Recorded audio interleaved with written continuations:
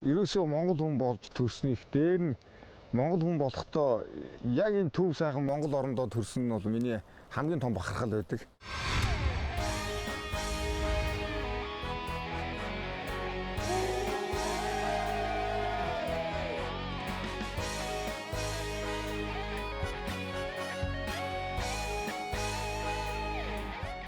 Ер нь бол бүр 10 жилийн хүүхэд байхдаа би эхлээд цанаар анхны маань одоо баярын бичгийн цанаар авсан гэдэг.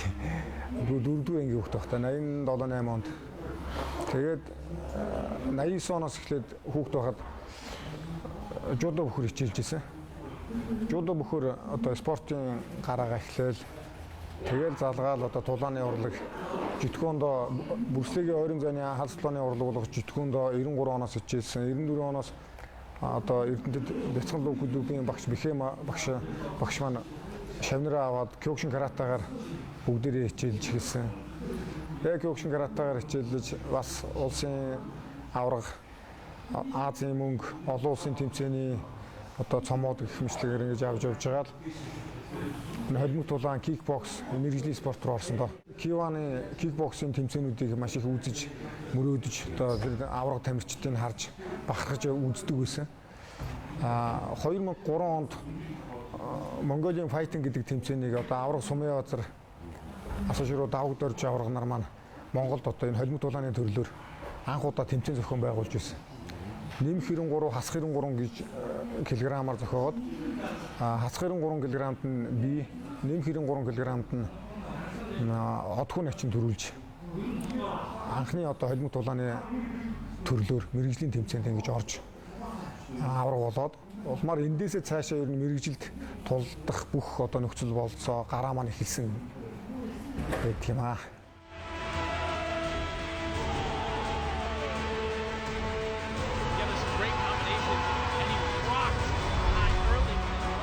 Mongolian Fighting тэмцээний 2 дахь тэмцээн Улаанбаатар UB Grand Prix гэж болсон 12 сард нь.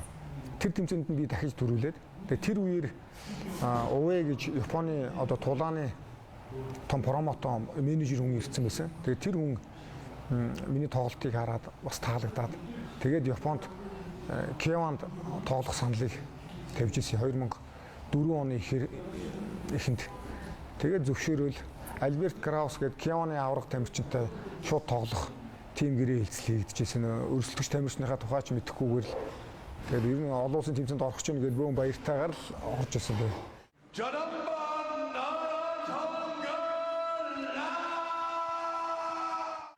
Round 2 of 3.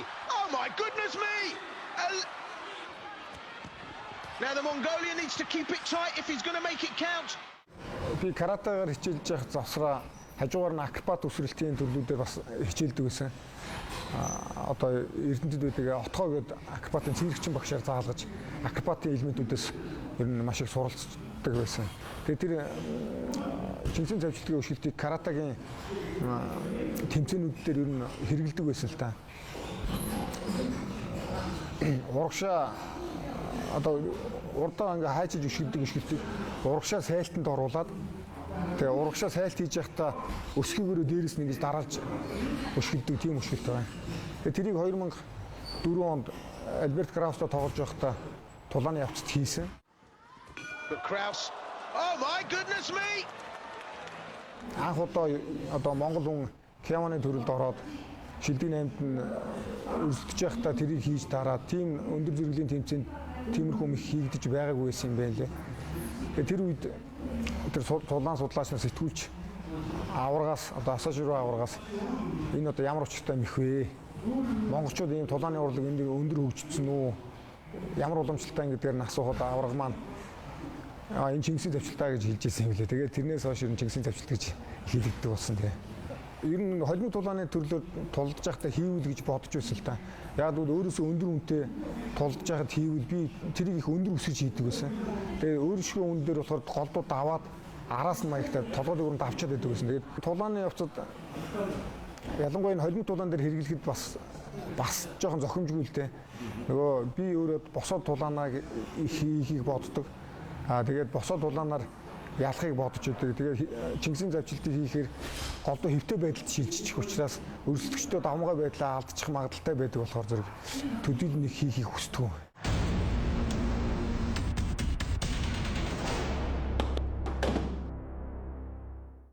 Би нэг олон улсад тэмцээнд гарахдаа нөгөө өөрийнхөө одоо никнейм гэдэг тулааныхаа хочийг тунгаа гэдгээрээ л явдаг. Өөрийнхөө эцгийнхээс багаас дуудажсэн тунгаагаараа л явдаг. Чингисийн завчилт биздээ гэдгээр ингээ гадныхан бас асуугаад хочийн маань одоо Чингисийн завчилт гэдгээр бичих гэдэг. Тэгтэн би уучлаарай гэж хаад аль өөрийнхөө нэрээр бичүүлчихдэг. Тэгээд тэр агуу хааны нэр орсон тэр нэр нь бас хүндэх байх гэж би дотроо бас бодож явдаг.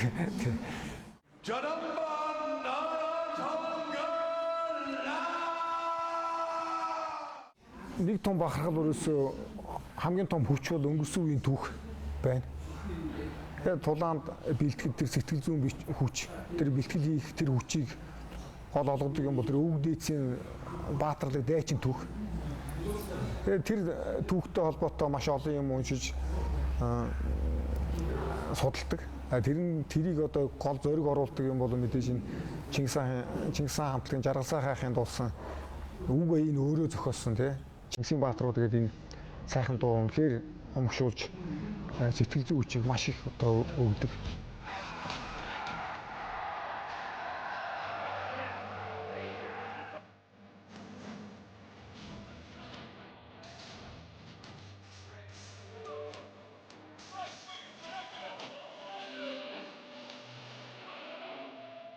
Хоёр 11 онд 10 онд тулдахдаа леженд гэж холбоо байсан. Тэрний анх авраг бас болоод тэр аврагын тэмцээнд орохдоо Чингисийн баатрууд аяыг цаанаас нэг бүтнээр нь яг FCD-гээс нь авах шаардлага юм холбооны зүгээс тавьсан. Тэгээд Чингисийн баатрууд аяыг олох гэхээр яг нэг CD-г олддгоо.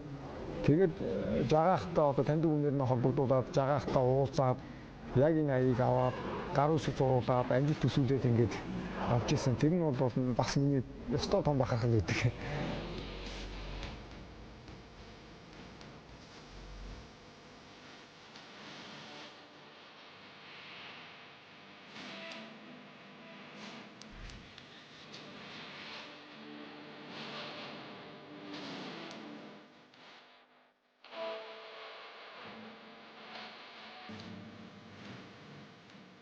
Холимог тулааны маш том мастер дэлхийн авсан.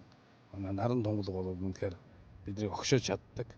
Өөрөө хэлэхдээ бол энэ сэтгэл зүйн хувьд намайг одоо тулаанд хамгийн гол тулаанд, хамгийн ширүүн тулаанд, магадгүй эцсийн тулаанд тийм ээ намайг бэлтгэж чаддаг ийм оюуны одоо сайхан дасгалжуулагч маягийн бүтээлээ гэж хэлжсэн нь бол миний санаанд сэтгэж гардггүй. Би энэ залуучуудаараа бахархдаг. Тэдний одоо сэтгэл санаанд миний уран бүтээл бас таарч тохирж тулаанд нь хэрэгэл болж ивэл одоо би баярлж явахаас яах вэ? Баяртай байдаг.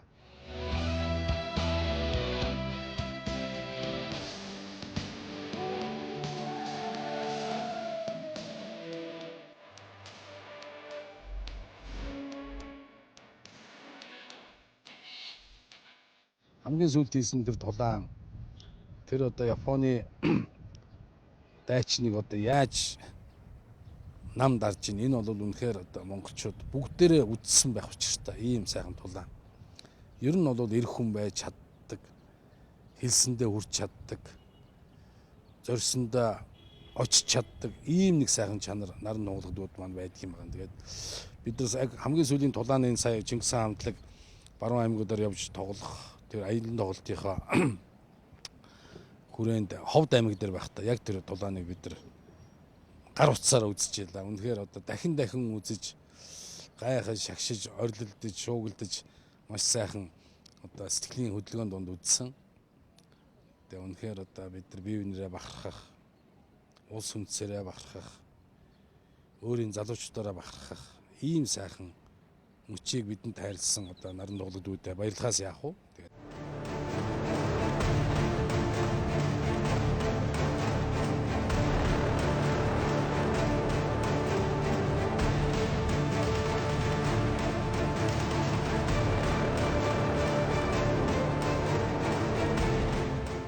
ер нь их олон хэрэглэгдэж байгаагүй юм хэлдэ тэмцээнүүд дээр.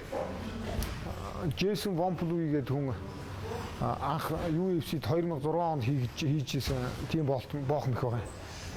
Тэгээд ер нь өөр тэмцээн дээр ер нь олон хэрэглэгдээгүй.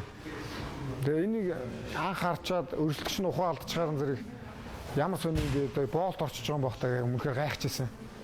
Тэгээд тэрийг шавнартайгаа бэлдэж давтаад шавнараа өчөж боож үзээд ороод нэхэр нь одоо боолт ороод байгаа юм уу мөрөнд нь өчөг ороод байгаа юм уу гайхаад тэгээд нөгөөдөлдөө зааж байгаад өөрөө боолгож үзээд тэгээд хэрвээ барьцаа алдчих юм бол ямар ч аргагүйгээр орох юм байна да.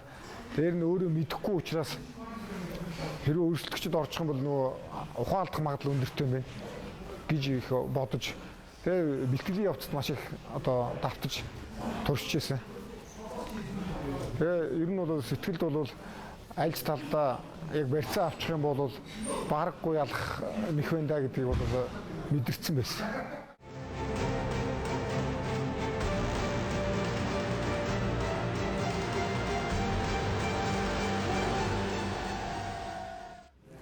Энэ тэмцэлтэнд энэ спортын төрлүүд бол эхлээд өөрийгөө маш их таних шаардлагатай болдог. Өөрийнхөө тэр төсөв төвчээр, өөрийнхөө одоо бусчингийн хүч, уян хатан байдал, өвдөлт даах чадвар, тэр тэмцэж явах дунд сэтгэн бодох чадвар гэх мэтлэнгээр өөрийгөө таних шаардлага маш их байдаг. Тэгэхээр зэрэг ер нь бол энэ тулааны энэ олон төрөл бол ерөөсөө эхлээд бол өөртөө харьцах, өөрийгөө таних хурлал гэж би бодож явдаг тийм. Өрсөлдөгчийн сул тал дээр нэг ажиллах гэж бодохгүй. Өрсөлдөгчийн сайн талыг илүү их хараад өрсөлдөгчийн сул талыг олжлоо гэж бодлоо. Өрсөлдөгч яг тэр сул тал гэж харагдж байгаа юм дээр нэг ёсны сайжруулаад ч юм уу эсвэл албаар сул тал юм шиг харагдуулаад тэн дээр өрх тавих тохиолдол байдаг л да. Тийм учраас ер нь цаг үеэсээ хоцролгүй шинэ арга техник өөрчлөгдөж байгаа шинэ мэх гээд маш олон юмыг харах судлах хэрэгтэй болдог. Тэгээд одоо бокс гэхэд ямар шинээр одоо ямар дасгал сургууль зүрхний ачаалыг яаж бэлдэж гин бүхэд яаж гин холимог тулаанд бусад тулааны урлагт ямар арга мэх сүүлийн үед давмгааж гин ингээд бүхий л юмыг ингээд спортыг тэмцэлтэнтэй энэ спортуудыг бүгдийг харах болдог. Тэгээд тэндээс ингээд шинэ юм харчих юм бол ерөөсөө хэдэн хоног баярлна шүү дээ. Тэрийгэ давтаж үзэх гээл өөрийгөө ер нь байнга л өөрчиж шинэ сургууль мэдээлэл, шинэ заргал техникүүдийг сурахыг маш их хичээж бэлддэг.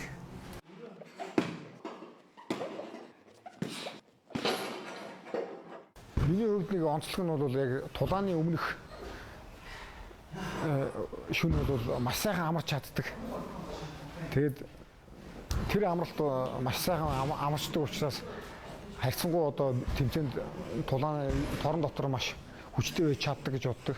Тэгээд тэр амрах өөрийгөө тэгж тайвшруулах одоо нууц гэх юм уу тэр бол мэдээж төвлөрөлтөө ихтэй би нөө дуртай юм аа боддог л доо. Юу гэхээр зэрэг энэ тулаан энэ торон дотор орохыг ямар их мөрөөдөж хүсэж байлаа. Тэгээд зэрэг тэр дуртай юм маань одоо яг тулчлаа. Маргааш тулна. Гэл гих мэтлэг дуртай юмныхаа талаар хүсэж мөрөөдчихсэн нь олон дахин бодож төвлөрөхөөр маш сайхан санагддаг.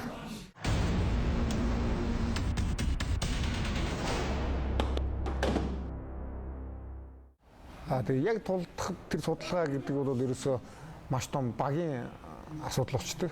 Ард нь бүхэл бүтэн баг ажиллаж одоо ингээд бэлтгэл хангахаас ахуулаад өрсөлдөгчийн судалгаа сүүлийн үед ямар нэг хийж байна.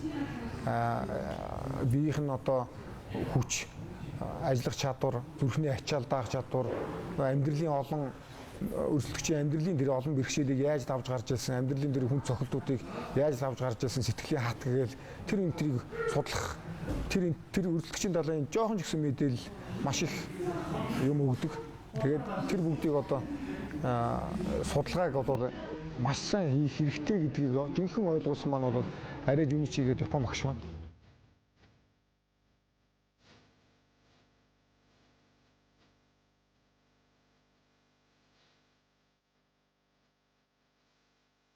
Яг иргэн дээр торон дотор харах маань уулзаад ширтэлцсэн юм шүү дээ.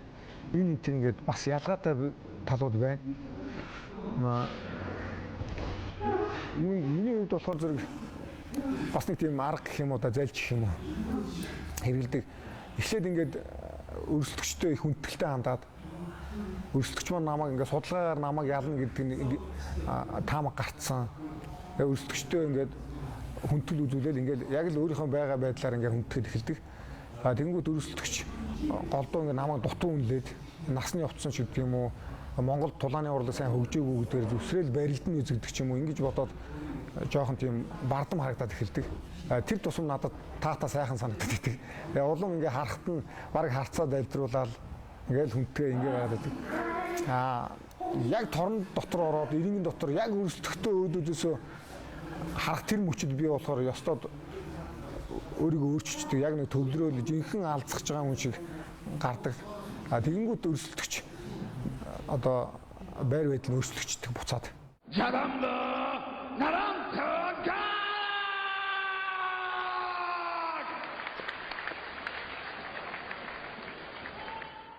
Тэгээд Гоно гэдэг тамирчинтай би 10 онд тулдж байсан. Тэгээд яг Гоно энийг яг мэдэрсэн байсан. Ярьцлага өгтөө гар барихад би наран тунгалахтай гар барихад надтай л адилхан юм бэ.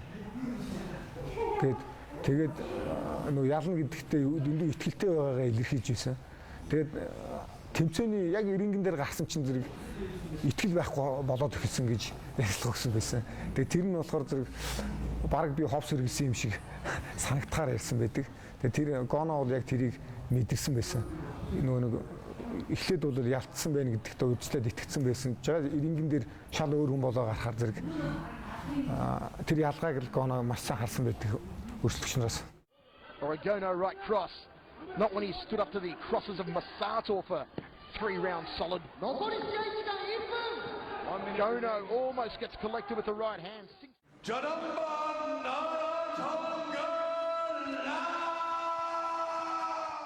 Нэгдүгээр хамгийн их дотроо залбирч баярлж явдаг юм бол тэр сайхан эцэг их маань ээж аав маань маш эрүүл жирийн хүн хүүхд төрүүлсэн юм байна.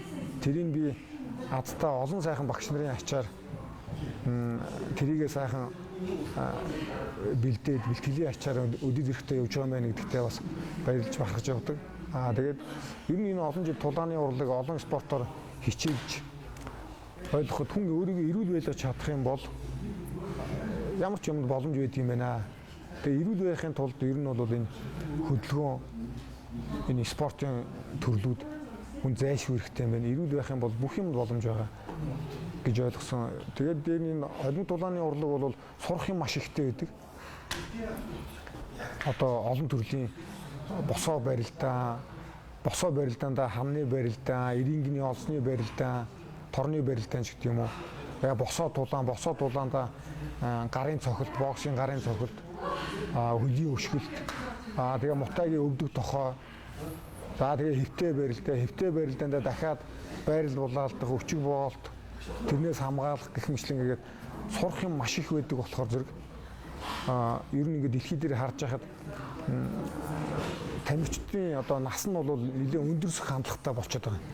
Тэр бол ер нь мод болчиход байгаа.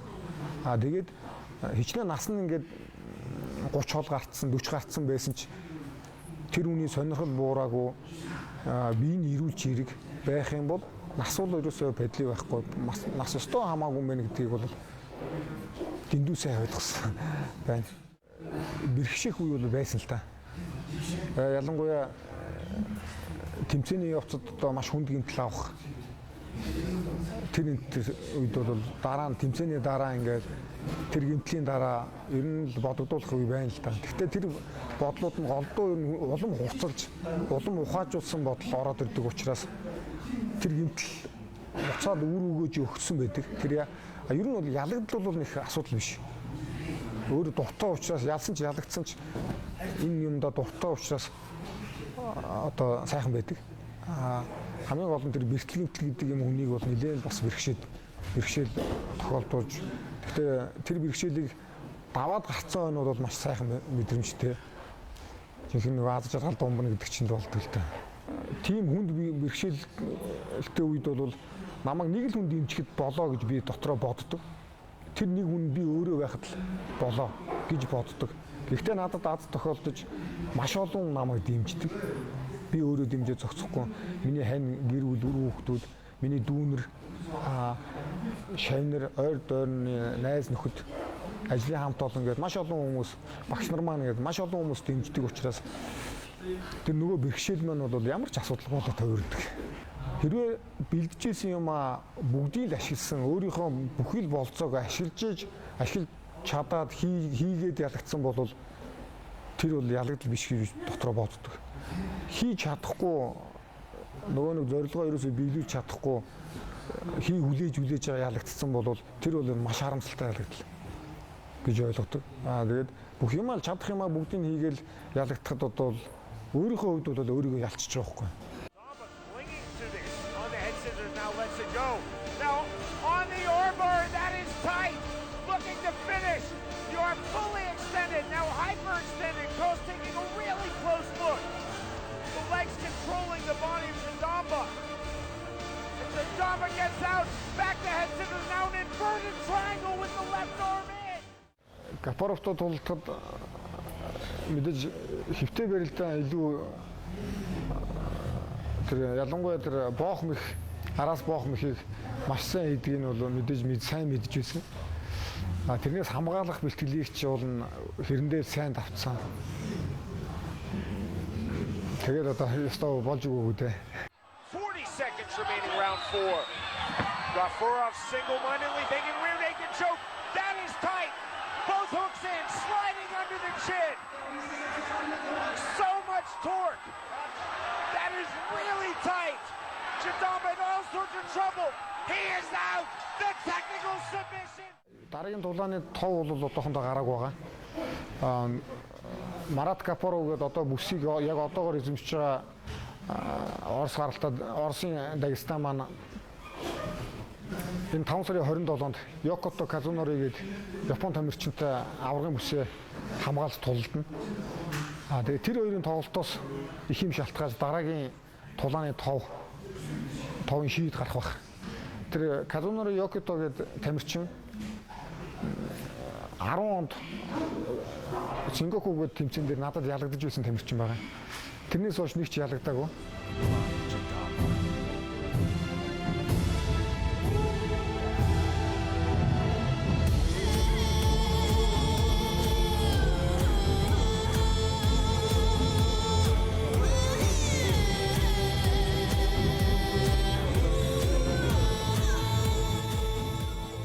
Гэрийн догдлоо ярьдаг л да тэгсэн ингэсэн. Тэгээд манай хүүхдүүд ойлаад ундаг гэсэн. Яасан жалгацаж ойлгох нь ойлаад ингээд. Эхнэр бол мэдээж маш догдлож үздэг, маш айцтай. Тэгээ бас зөрөөд баяртайгаар ингэж үздэг гэсэн. Манай одоо ээж маань, хадам ээж маань тэмцээнүүдийг үзэж чаддгүй гараа авчдаг гэсэн. Тэгээд гарч яваа дууссан хойно орж ирдэг. Тэгээ би энийг ер нь ингээд дотн үнэн ингээд тэмцээн уралдаанд ороход маш хэцүү байдгийг би одоо шавнар тэмцээнд ороход л ойлгосон л та тэр болтол мэддүү. Яг нэг тэмцээнд ороход бол маш сайхан шүү дээ. Дуртай юмд орж байгаа. Одоо нөгөө хүсэж мөрөөж ийсэн хэдэн сар мөрөөдсөн юм нь одоо энэ торон дотор болох ч юм гэдгээр ороход бол маш сайхан байдаг л да. Тэгэхэд шавнарыгаа тэмцээнд аваад өөрөө ард нь гараад ингээд тэмцээнд оруулах гэхэд би бүр ингээд тэмцээнд орж байгаагаас илүү маш хэцүү байдалд орж исэн. Тэгээд бүр ингээд догдлоод сандраад тэгээд нэг тэмцээн үзэж байгаа хүн ямар хэцүү байдаг юм бэ гэдгийг шавнараа авч гарч ойлгосон өнөөд мэдэрсэн.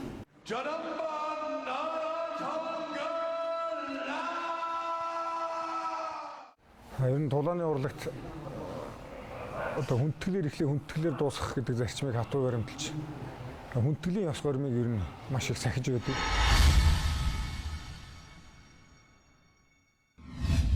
Тэгээ энэ Япон одоо хилцүүг ер нь даруулагтай байх гэсэн утгатай л шавнартай хэлдэг үг байгаа юм л да. Ер нь олон шавнартай.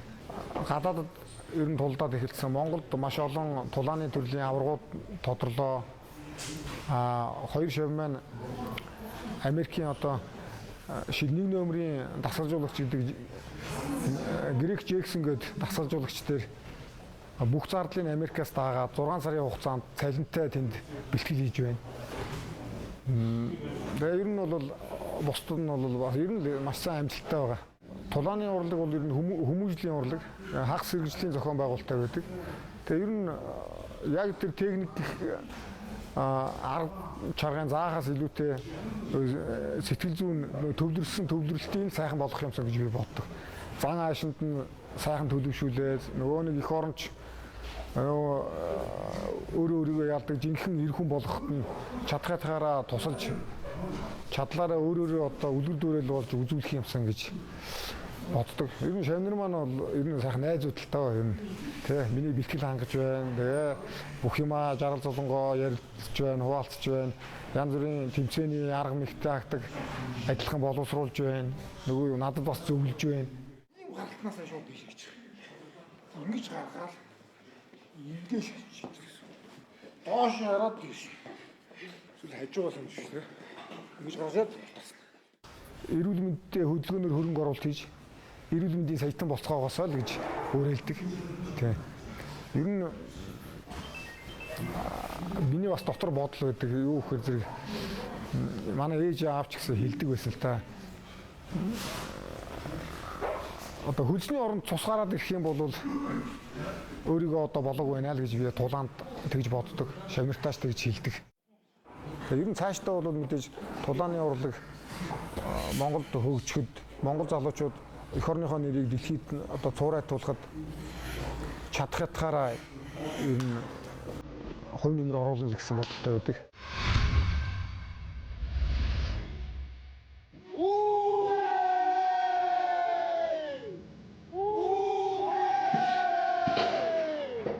Энэ бахархал бол мэдээж Монгол хүн болж төрсөн. Монгол хүн болохдоо яг энэ төв сайхан Монгол орондоо төрсөн бол миний хамгийн том бахархал байдаг.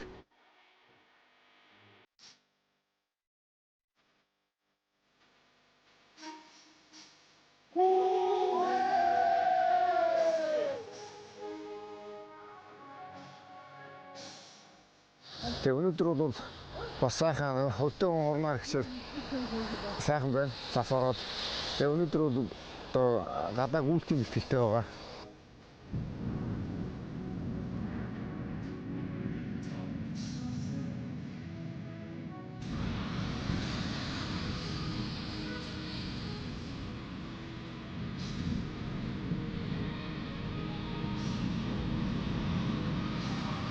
Байгалийн эртис энэ уурын судмаа бидний маш төвчээртэй болгож өгдөг, хаттай болгож өгдөг. Нөгөө зураач орхонгой эдгээр тасардгүй сур болгосон, шүрмэс болгосон байдаг. Тэгээ энэ нь бол ялангуяа тэмцэлтэнтэй спортоор амжилт үзүүлэхэд маш том түлхэж зуулдаг гэж байгаа та.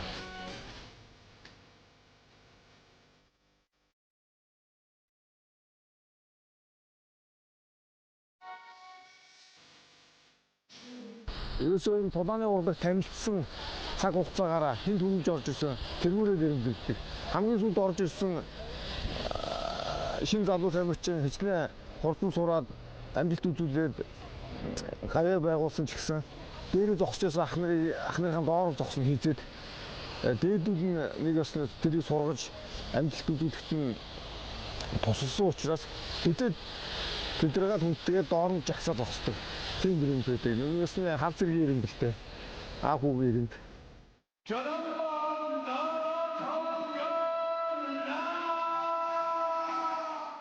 Тулааны тэмцээн уралдаанд орж амжилт үзүүлэхэд тусдын болдог Монгол ахын дүүстэй одоо баярлж талархснаа илэрхийлж байна. Бид нар эх орныхоо нэрийг гаргахын төлөө ямар саад бэрхшээлийг давхад бэлэн бэлтгэл сургуультаа байнгын хийж цаашдаа үнэхээр хичээх болно.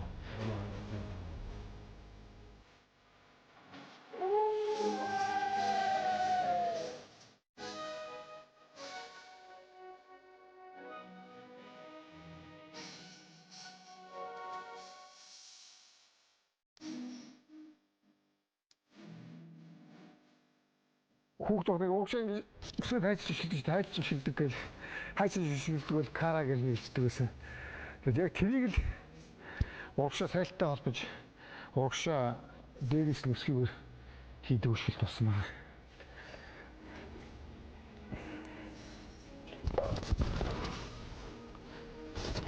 Урлаас нь ихцэлж болдог үйлшилтэй.